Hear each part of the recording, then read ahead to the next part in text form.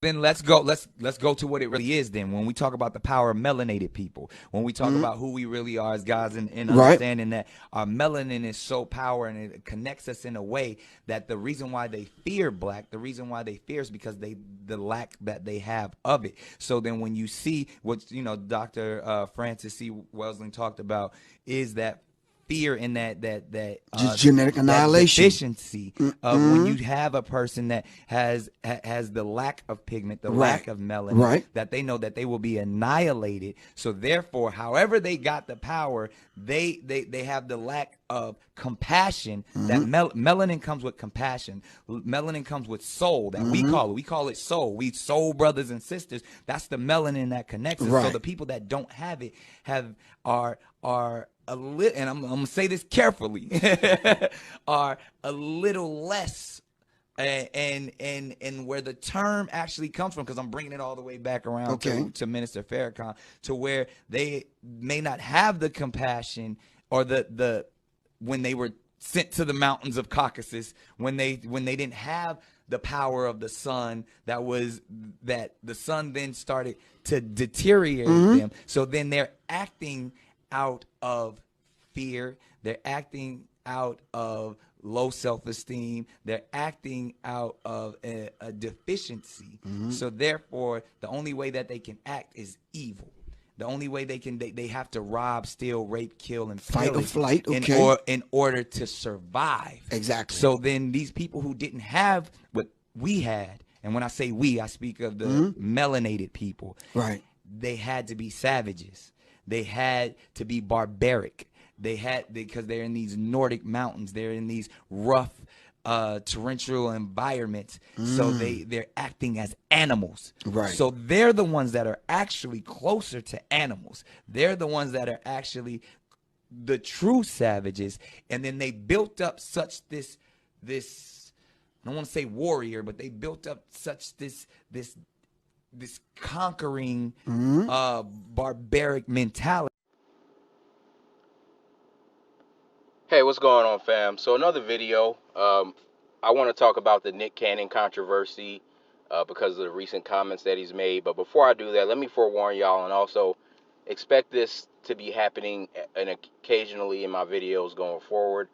What I've decided to start doing is, start recording the audio for some of my videos while I'm driving, just so I have more time to fit it in my schedule, because I have a job, and then I try to generate alternative streams of income. And I am thinking about considering starting to accept donations, but I haven't made a decision about that yet. But I have to make money, and I have other things to do. I have a girlfriend, so I don't have as much time as I would like to sit up and make YouTube videos, especially when I'm not making them for money. And again, I never intended to make these videos for money, but that's another discussion for another day. But anyway, just so I have time so I can put out videos a little bit more frequently than I currently do, I've decided to try to fit some of these in when I'm driving, because I'm not doing anything other than driving. So I say all that to say, please excuse me if you hear some background noises. Like I said, when I drive, my car is pretty quiet. I usually don't hear any background noise, but every now and then you might hear a turn signal, or if another car honks their horn or something, you might hear that. So excuse me if there's a little bit of background noise or occasional turn signal you hear, or whatever it may be. But with that being said, let's go ahead and get into the topic of the video, and that's the Nick Cannon comments. Now, I played a clip at the beginning of the video, before I started talking, of a snippet of the comments that Nick Cannon made. And basically what he did was he spoke about the violent, savage history of the white supremacists, and how their lack of melanin could be connected to that. And that's really what people are angry about. So that's the first thing I want to point out to you guys, is that that's really what people are upset about, is what Nick Cannon said about the white supremacists. But because everybody kind of low-key knows that that's true, and if you get overly outraged about that, it's going to look like more racism, especially in a time where we've been able to raise the sensitivity. Now, again, a lot of this is the so-called sensitivity that other people are showing. A lot of it's not genuine, as it never is. But Overall, in general, there's whether it's fake or real, a higher level of sentiment for anti-black racism or against anti-black racism.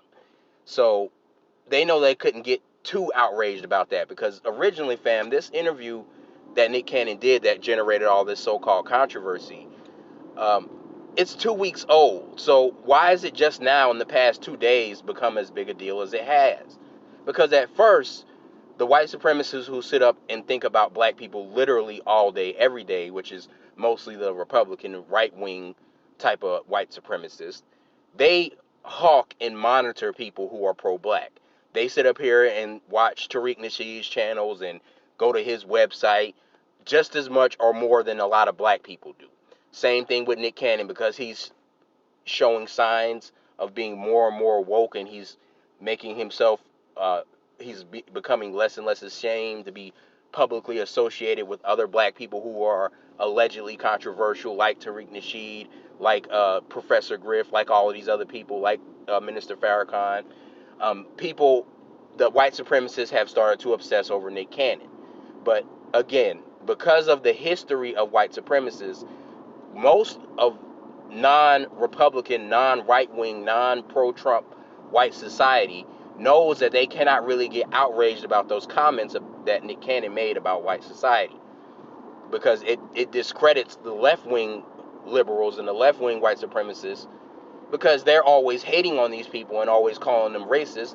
So how are you now going to team up with them against a black person for speaking facts that are basically generally true about the history of white people and white supremacists? So they had to find something else to get angry about.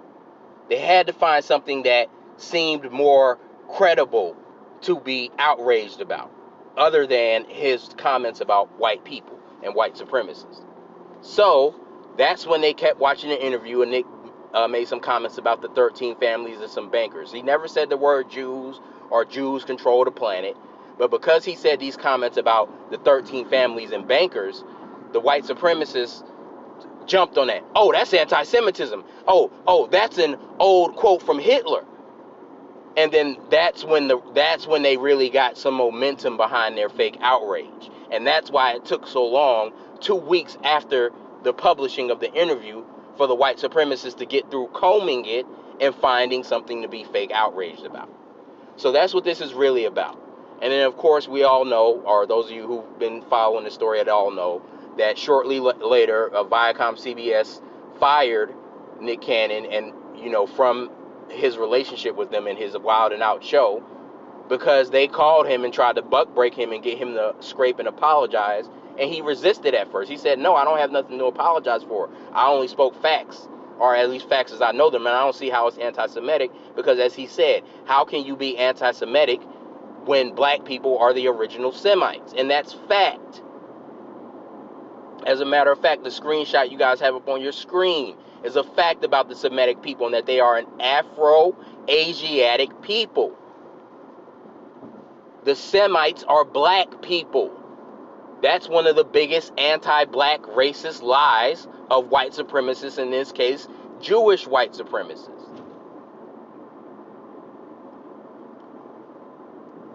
Now, the fake outrage over the anti-Semitism. Let's talk about the history between black people and Jewish people. First of all, as other people have been saying, many Jewish people were slave owners. So that's number one.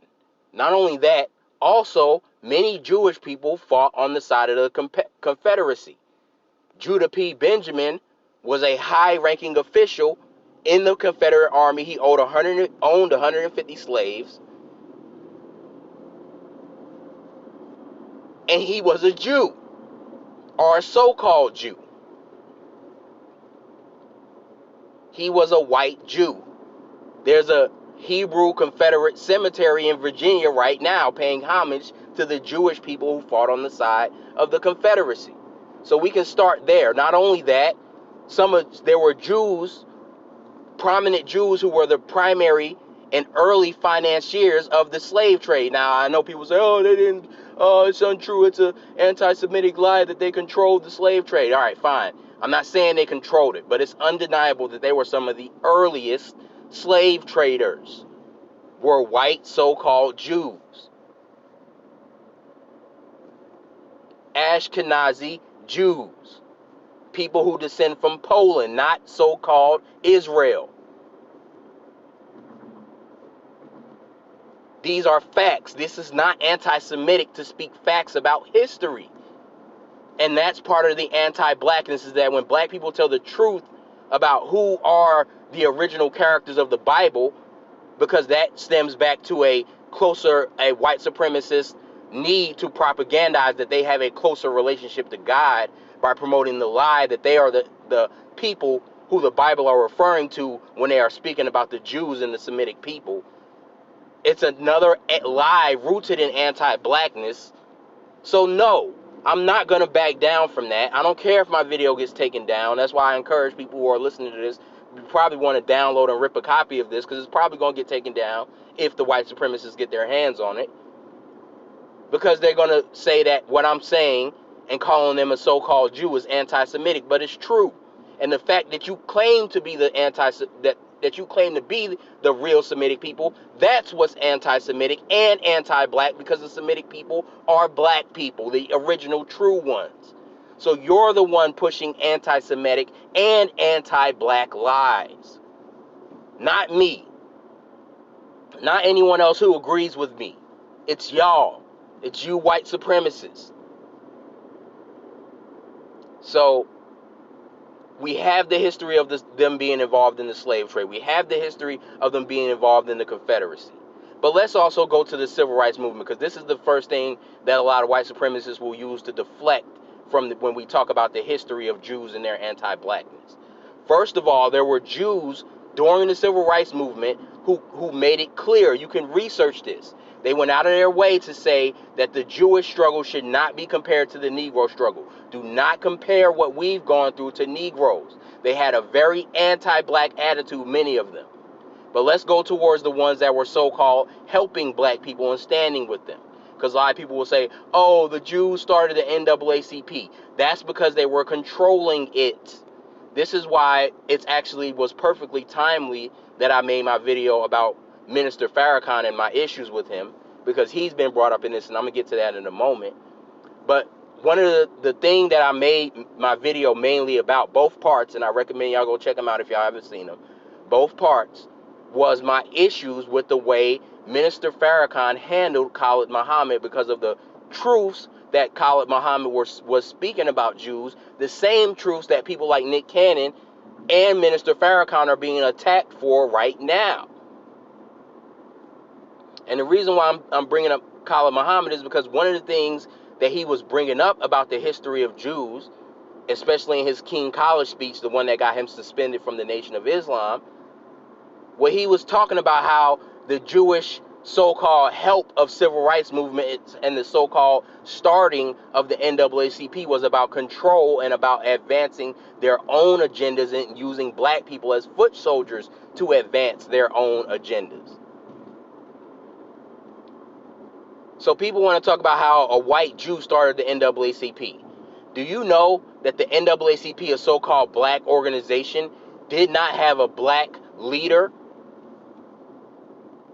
did not have a black director until 1975, and that organization was started in 1909 by a white Jew named Joel Spingarn?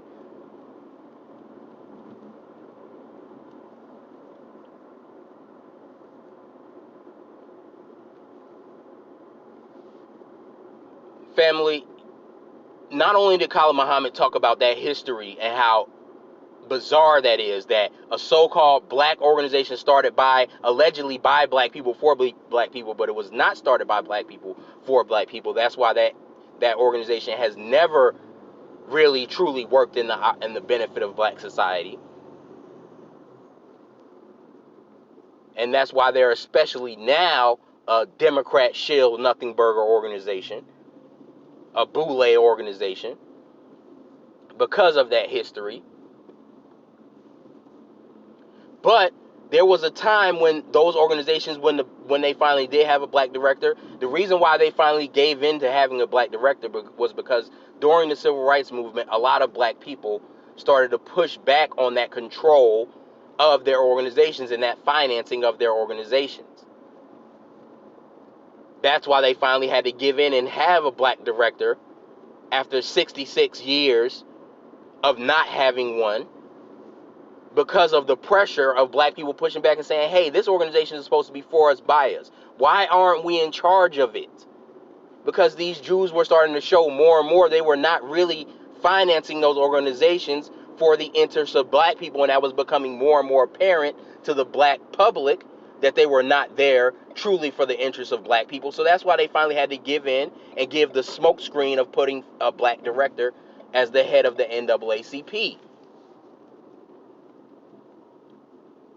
They had no choice, because it was starting to be more and more of a bad look. And Khalid Muhammad talked about this history and how black people were starting to push back on the Jewish influence, and how once black people started to push back and once they started to have a black director, shortly after the NAACP had their first black director, Jews pulled 3/4 of the funding out of Negro organizations that they were funding, like the NAACP and a few other organizations. And he was reading these, so this was not Khalid Muhammad's conspiracy theories. He was citing white Jews who were saying this. He was reading from a white Jew who wrote articles about this, about how the Jews did not view themselves on the same level as Negroes, how they saw themselves as superior to Negroes, but they could relate to some of the things that black people were going through, and they saw a way to advance their own interests by advancing the Negro interests. And that's why they financed black organizations. Not because of some genuine love and true want to help black people. A white Jew was the one writing this, and Khalid Muhammad was using his words against the white Jews. Because he knows how they tried to demonize him even then. He was like, look, I know y'all are going to say this is just my wild conspiracy theories, so let me use some white Jewish resources and references to prove what I'm saying.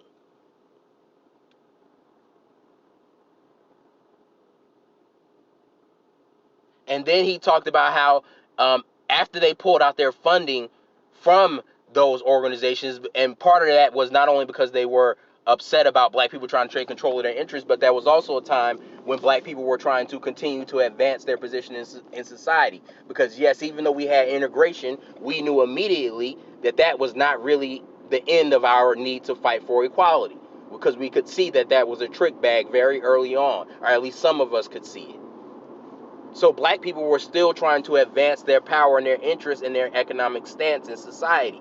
And Jews didn't like that, because at some point, the usefulness of helping black people get more rights started to be outweighed by the potential detriment that they saw as racist of us gaining too much power and being able to control our own organizations and having the desire and wherewithal to control our own organizations. Because that's another thing. If Jews, because people want to try to make it seem like, oh, Jews and black people have the same exact history of oppression. No, they don't. That's why Jews were able to finance our organizations. Why couldn't we finance our own NAACP?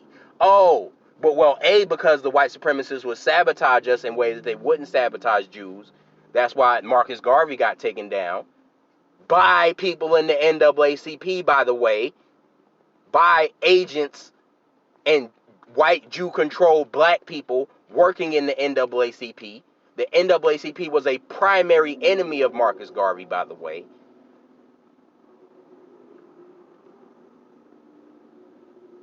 So not only when we did try to build up our own versions of NAACPs and black advancement organizations, were they not only sabotaged by the dominant white society, but by white Jews in particular. But after that, after those organizations got taken down, again, we still had less resources than the white Jewish society. That's why they were able to finance and sustain organizations for us that we were not able to finance for ourselves. So how are we remotely on the same level when even in the early 1900s, well before the Holocaust? So again, if we're supposed to have the same history, then we're supposed to all be having the same treatment of racism all the way up to the Holocaust and all the way through the Holocaust. How are white Jews in a position well above us, well before the Holocaust was even thought of, the German Holocaust? So no, we have historically never been in the same position economically. And then obviously we go to the civil rights movement, which I just mentioned, and I recommend that this is a timely time to go back and listen. Even if you've already seen it and watched it, it's a good time to go back and re-listen to Khalid Muhammad's Kean College speech. Because even though, yes, he said some things that, you know, are controversial, I will admit that he said some things that could honestly be interpreted as homophobic or whatever it may be. That's it.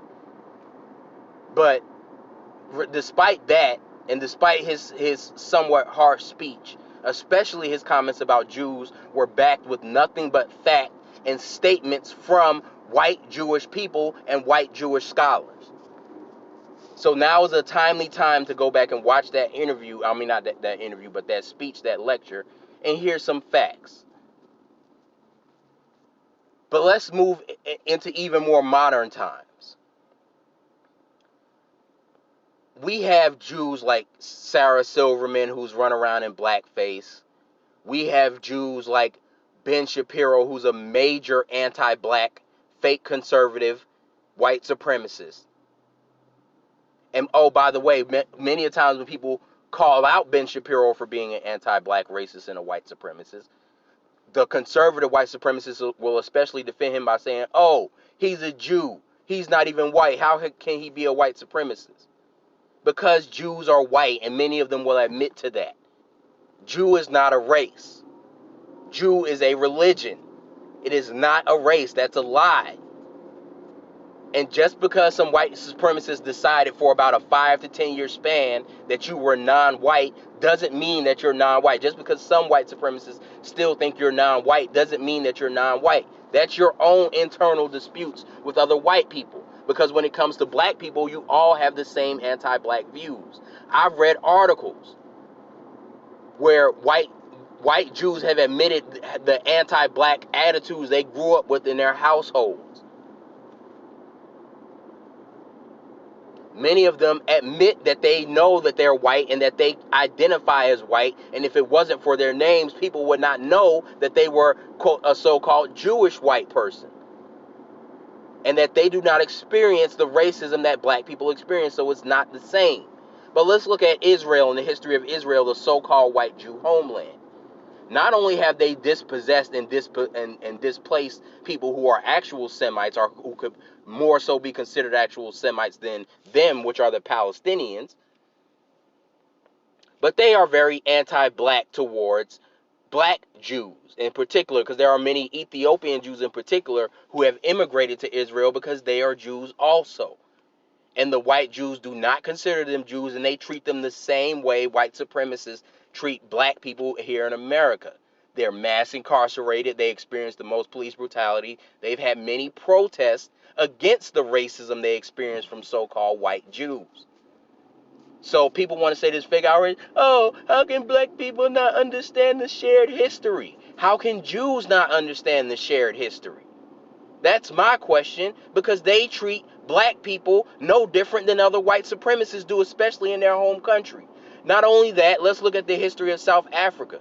Did you know that when the rest of the world, even America, was sanctioning South Africa for their apartheid, anti-black, white supremacist regime, the only country that consistently stood with them in the United Nations was Israel. Israel has been the #1 partner of South Africa. So you want to talk about, oh, black people supporting Farrakhan and he's an anti-Semite. What about Israel's support and Jewish support of Israel of South Africa and their anti-black apartheid regime? Yet none of the outrage that's directed towards black people for speaking the truth about who's the real Semites is ever directed at white Jews in the same way. It's never done to white Jews.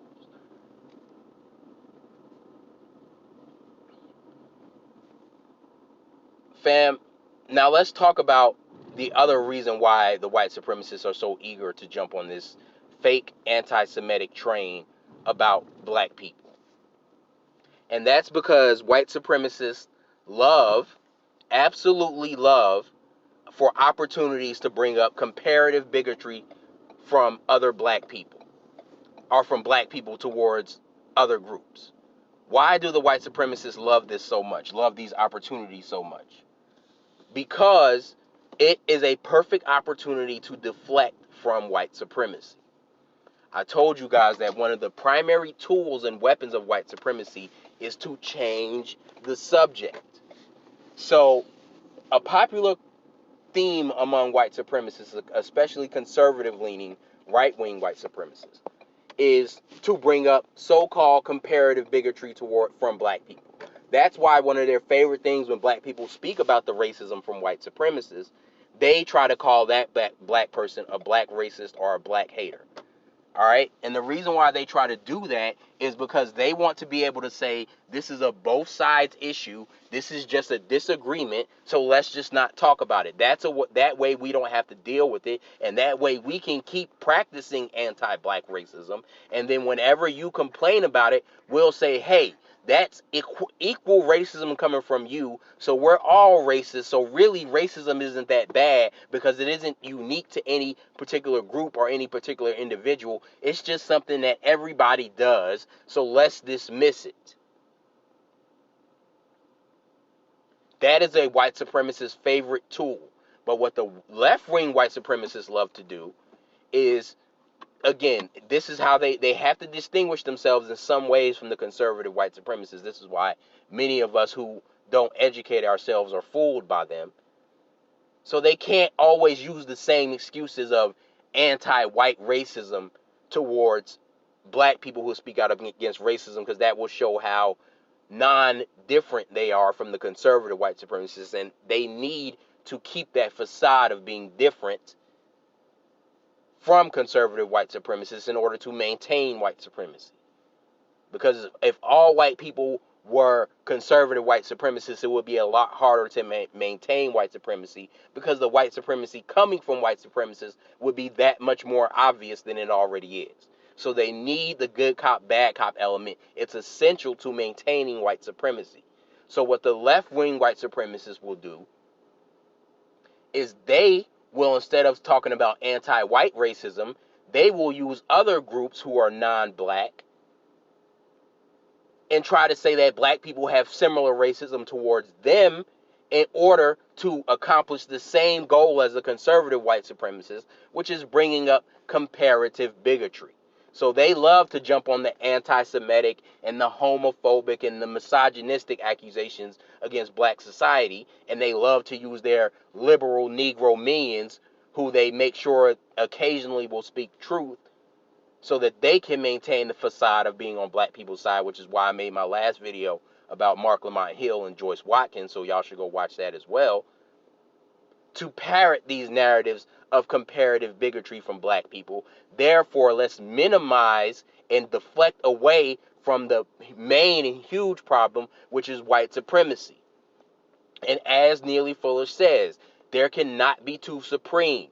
There cannot be black supreme and white supreme at the same time, because supreme means the one above all. It means the highest. So you cannot have black supremacy and white supremacy at the same time. And all so-called black supremacy is, it boils down to words, while white supremacy is words, and words backed by power and action. Black people have no power to enact systemic oppression on anybody based on the words that they speak, but white people and white supremacists can.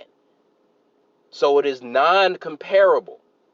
But again, they love to compare it so that we don't have to deal with the fact that white supremacy is a system of words that are backed by actions and power. So that's why they want to focus on black supremacy. Therefore, we don't have to focus on so-called white supremacy, because so-called black supremacy neutralizes white supremacy and makes them both equal.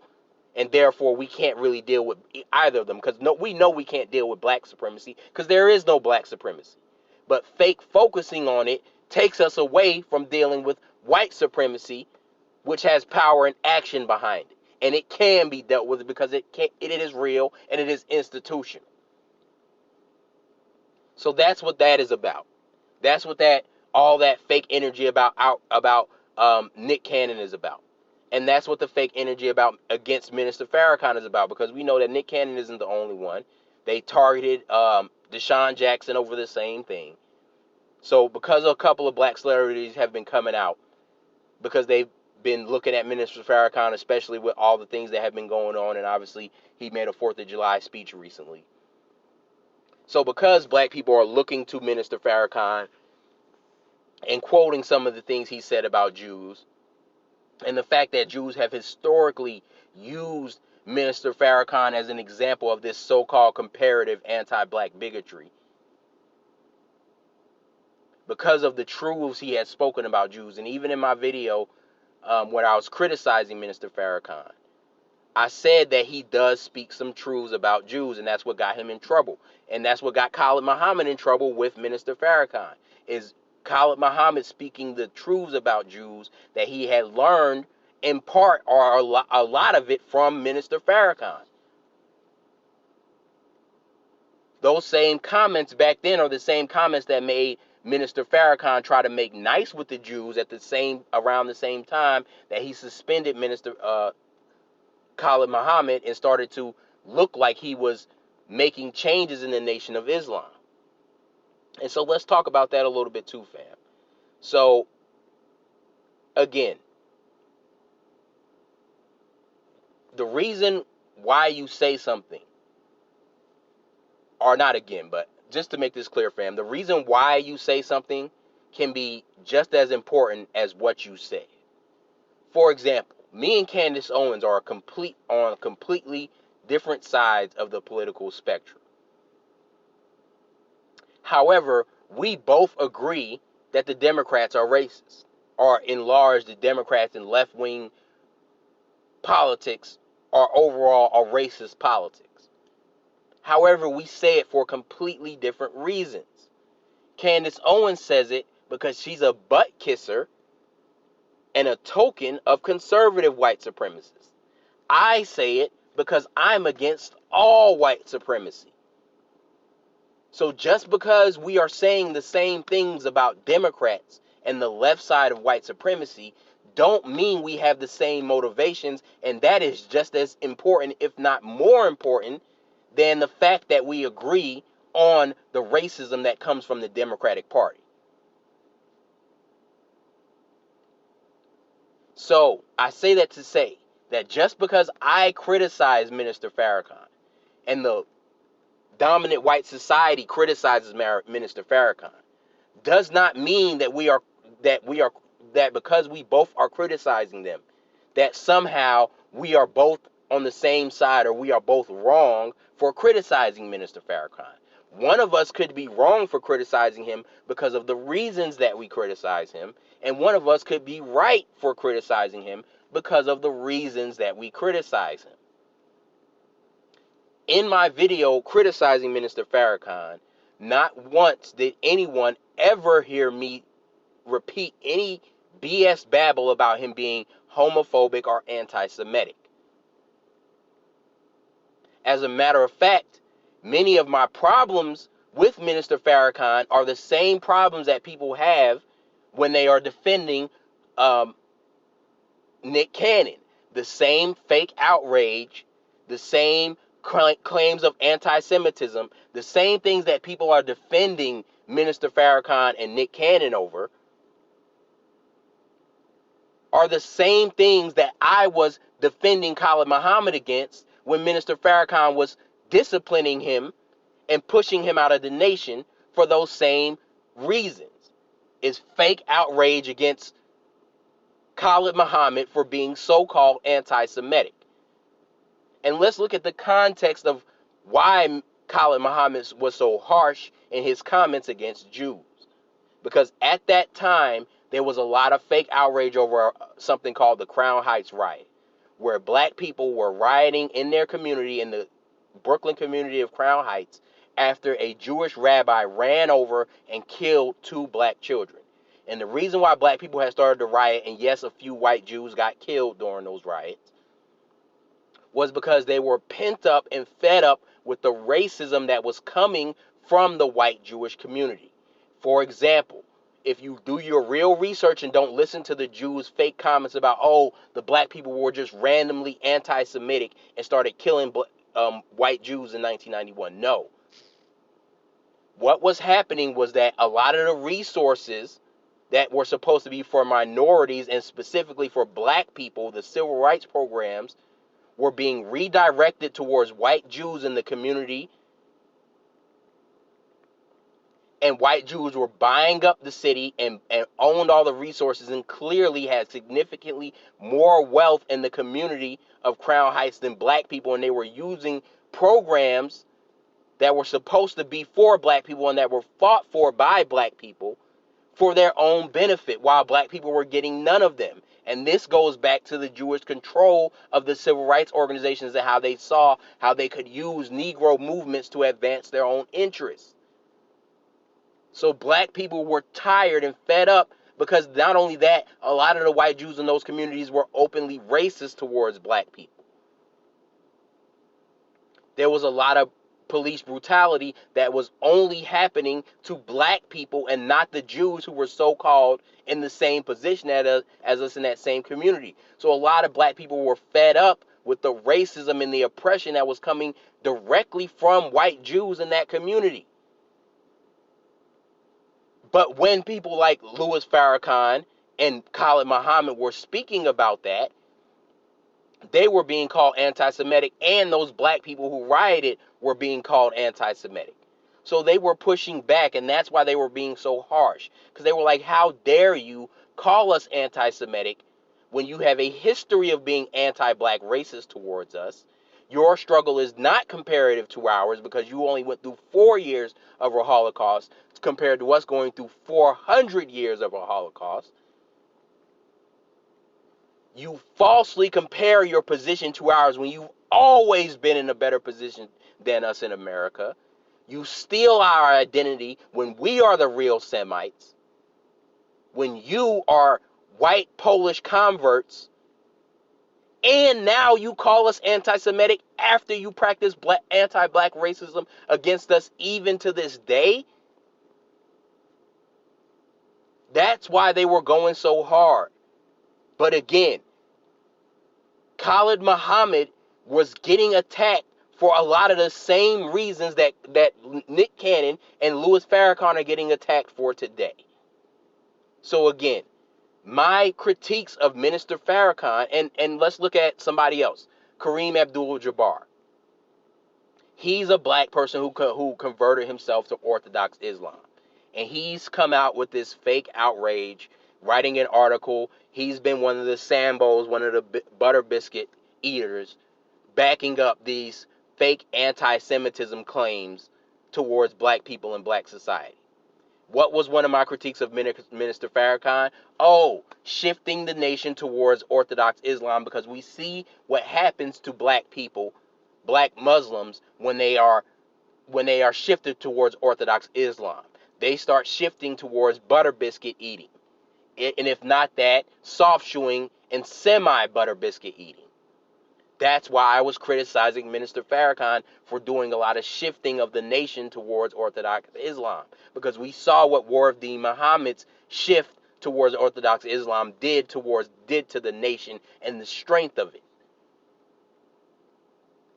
Even Malcolm X, all the respect I have for him, once he started to shift towards Orthodox Islam, that's when he started to soften up a little bit. Kareem Abdul-Jabbar, he shifted towards Orthodox Islam. Now look at him. He's co-signing the white supremacist, deflective, comparative bigotry narrative. So again, family, because me and these coons are both mutually criticizing Minister Farrakhan does not mean that we're both wrong or that we're both criticizing them for the same reasons.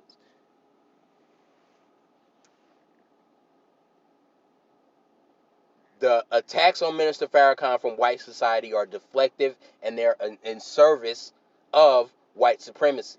But at the same time, I still stand on my criticisms of Minister Farrakhan.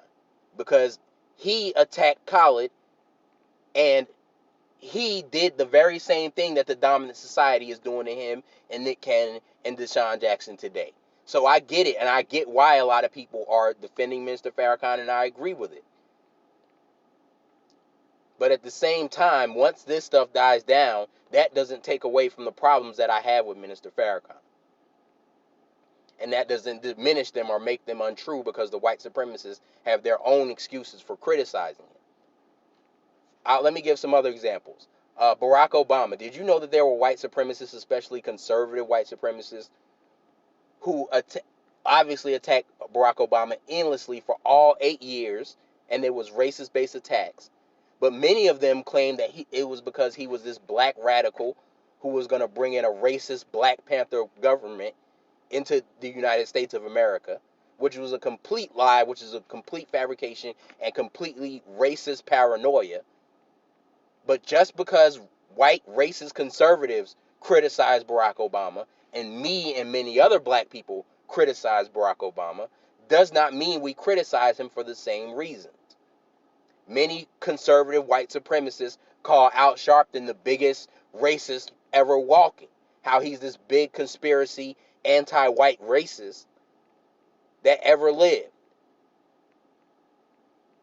Many of us will criticize Al Sharpton for being the opposite of that. So we have to understand that some white supremacists will criticize people who they know are propped up by the system of white supremacy, because that keeps the confusion up among us. Because a lot of us who know that the conservative white supremacists are the open white supremacists, us seeing them attack Al Sharpton or Barack Obama will fool us into thinking that these tokens of white supremacy are actually our friends. So white supremacists will use attacks on their own tokens as a way to help prop up their tokens. So again, just because the white supremacists are criticizing and attacking Minister Farrakhan does not take away from my suspicions that he is not the writer that he claims to be. But at the same time, I'm also able to understand that their attacks are based in white supremacist motivations and are non-credible and are completely different from the reason why I will criticize a Barack Obama or an Al Sharpton or a Louis Farrakhan. And the last thing I want to say, fam, is obviously, Nick Cannon, at first he was standing up to the white supremacists, but then he bowed down. Nick Cannon has said a lot of good things. I really like the video he made about voting 4 years ago. He said some cool things, but his interview with Tariq Nasheed was real soft shoe. I remember an interview he did with Rizza Islam. I think it was a year or 2 years ago. And Rizza Islam was talking about how black men shouldn't be dating white girls. And Nick Cannon was like, whoa, no, I got to have my white girls. So Nick Cannon has been real on both sides of the fence. I'm not surprised that he broke and bowed down and ended up apologizing anyway. And now he's going to do the press tour just like Desean Jackson. And fam, I'm going to make a video about Colin Kaepernick. It's just other things have been coming up. But this is why I give so much credit to Colin Kaepernick. Because all these other celebrities bow down and are broken. Desean Jackson had to bow down. Nick Cannon has to back down. Dwayne Wade. And I know some people are trying to give Nick Cannon more of a pass than a Dwayne Wade or some of these other people who bow down. But to me, it's okay, whether it takes you 2 hours or 8 hours, you both bow down. So I'm not differentiating between Dwayne Wade and Nick Cannon personally. I know some people are, but I'm not. But it shows the immense pressure, because these black celebrities will lose everything. That's part of the reason why I'm anonymous, because a lot of black people, we don't provide a financial cushion to each other. So that's why I give Colin Kaepernick so much credit, because on one hand, I understand the level of economic pressure that causes these black people to bow down, that causes Desean Jackson to back down, that causes Nick Cannon to back down, that causes a lot of black celebrities to not speak out on purpose. I understand the economic pressure, but at the end of the day, you're bowing down, and we can't have that. And it causes us to lose a little bit of respect for you. So I understand the bowing down. on one hand, but on the other hand, I still can't excuse it, because we have to stand up against white supremacy. And you've made so much money that you should have built an economic base for yourself by this point, to where you don't have to bow down. So that's also part of the problem, is that those of us who are allowed to have immense resources, we are not getting on code and building up enough resources to where when the white supremacists do come for us and do try to make us bow down, we don't have to. But that's why I give so much credit to Colin Kaepernick, because he did not bow down. He suffered the economic consequences. And now, because he suffered the economic consequences, white supremacists have been forced to resupply him with resources by giving him Disney deals and Netflix deals and etc. And a lot of silly black people are attacking him for that. And I'm going to make a video about that. But I just wanted to mention that now. But unlike Colin Kaepernick, a lot of these black people are not willing to suffer the initial economic deprivation that the white supremacists are going to put them through. If Nick Cannon and Dwayne Wade and all these people stand their ground, eventually the white supremacists will have to give back in, just like they had to give back in to Colin Kaepernick. Because eventually, the longer and longer these people are blackballed, the more and more racist they will look.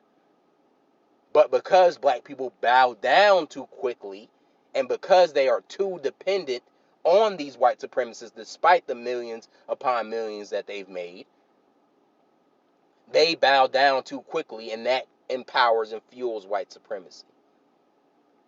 So Nick Cannon has always kind of been suspect, even though I will give him credit for being more on code than a lot of other celebrities. So I'm not surprised that he bowed down so quickly after he stood his ground. But anyway, fam, that's my take on it. Again, we need to look at the history, the consistent history of anti-black racism towards the Jewish community. We need to look at the fact that the fact that they claim to be the fact that they even claim to be Semites is ahistorical and anti-black. That in itself is ahistorical and anti-black. The fact that not only do they claim to be Semites, but they will not accept the people who are actually the original Semites into their religion and won't acknowledge them as true Jews. That's even more anti-blackness that comes from them. And then let's obviously talk about their racist and self-motivated control of black organizations, their financing of the slave trade, them being some of the OG slave traders, them supporting the Confederacy, the racism of Israel, the support from Israel towards South Africa. We can go on and on.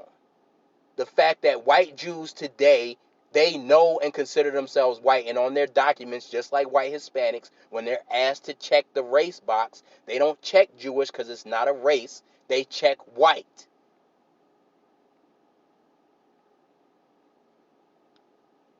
But again, fam, on the other side, we know that they use this comparative bigotry distraction in order to maintain white supremacy. And yes, they will attack people that they control, or people that I suspect that they control, like Minister Farrakhan, and attack those people in order to promote a white supremacist narrative. So yes, we need to be able to look at nuance and understand that these attacks on Nick Cannon and that these attacks on Minister Farrakhan are based in race, but at the same time, that does not invalidate or prevent me from having my own issues with Minister Farrakhan or Nick Cannon, who has said a lot of soft shoe stuff himself, which is why I'm not surprised he bowed down so quickly. But again, the problem always goes back to white supremacy. All roads lead back to white supremacy. This is all orchestrated by white supremacists. I wouldn't have a problem with Minister Farrakhan if it wasn't for the white supremacists trying to corrupt and compromise him, or at least doing that, in my opinion. I wouldn't have a problem with Nick Cannon if it wasn't for the fact that he felt pressure to capitulate to the white supremacists and do little soft shoe things that indicate why he was allowed to have as much money as he's allowed to have by the white supremacists. Because that's another thing. The white supremacists, a lot of times, they will screen people before they even allow them to get that money. That way that they can be rested assured that those black people will not get on code with other black people with resources and build an economic base for themselves so that they can start to speak freely and act freely without fear of the white supremacists taking away all their resources. But anyway, fam, I don't want this video to go on too long, but I really needed to get into the nuance of this video, so it definitely had to be a longer video. But anyway, fam, that's my take on the whole situation. Like, share, subscribe, and peace.